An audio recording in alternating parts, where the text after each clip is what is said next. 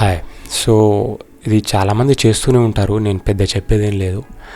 ఏంటంటే చదువుకునేటప్పుడు మామూలుగా మనకు డబ్బులు సరిపోతే పార్ట్ టైం చేసుకోవడం అవి ఇవి చేసుకుంటుంటాం కదా, అదనమాట. సో చేస్తారు చాలామంది పార్ట్ టైమ్స్ అవి చేసుకుంటారు. బట్ నేను ఇక్కడ చెప్పదలుచుకుంది ఏంటంటే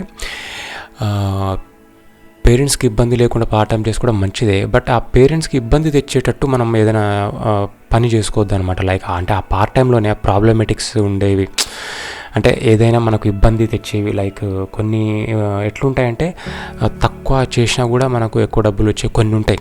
ఫర్ ఎగ్జాంపుల్ ఇవి ఇల్లీగల్ యాక్టివిటీస్ కొన్ని ఉంటాయి. లైక్ ఇవి అంటే సప్లై అట్లాంటి. సో ఆల్ దీస్ థింగ్స్ అంటే అవి ఏంటంటే ఒకటి ఇల్లీగల్ అని మీకు తెలిసిపోయి ఉంటుంది అది వాట్ ఈజ్ ఇల్లీగల్ అనేది. సో అట్లాంటివి మనం చేసామనుకోండి, అటు మనకు చదువు పోతుంది, పేరెంట్స్కి బ్యాడ్ నేము. మనం ఏ పర్పస్ తోటి మనకు చేయాలనుకున్నామో, అంటే మన ఎడ్యుకేషన్కి లేకపోతే మన పేరెంట్స్కి కొంత హెల్ప్ చేయాలని అనుకున్నామో అది ఉండదు. సో పార్ట్ టైం అనేది కూడా మంచి, ఎంత కష్టమైనా సరే, కష్టం అంటే మనము దాని గురించి పెద్ద ఫీల్ కావాల్సిన అవసరం లేదు. అది ఏదైనా కావచ్చు. పేపర్ వేయడము, సరే పేపర్ వేయడం అంటే ఇవాళ రేపు అందరూ వేస్తున్నారు, అదంటే ఎక్కువ లేవు.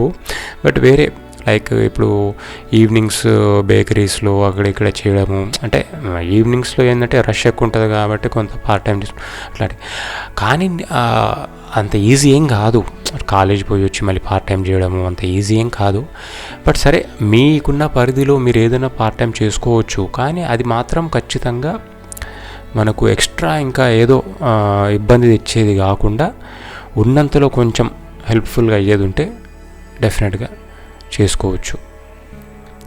ఇన్ఫ్యాక్ట్ ఇంకా కొంతమంది ఆన్లైన్లో కూడా అవి ఇవి డబ్బులు వస్తున్నాయని, సరే బెట్టింగ్ కావచ్చు, ఇంకేదైనా కావచ్చు, ఆన్లైన్ గేమ్స్ ద్వారా వస్తున్నాయని చెప్పేసి ఉన్న డబ్బులన్నీ దానికి పెట్టేసి ఇంకెక్కువ వస్తాయి కదా మనము అని వద్దు. అట్లా ఉన్న డబ్బులతోటి సర్దుకొని ఎడ్యుకేషన్ ఎట్లా అట్లా కంప్లీట్ చేసుకుంటే ఆ తర్వాత మనం ఇంకేదైనా చేయొచ్చు.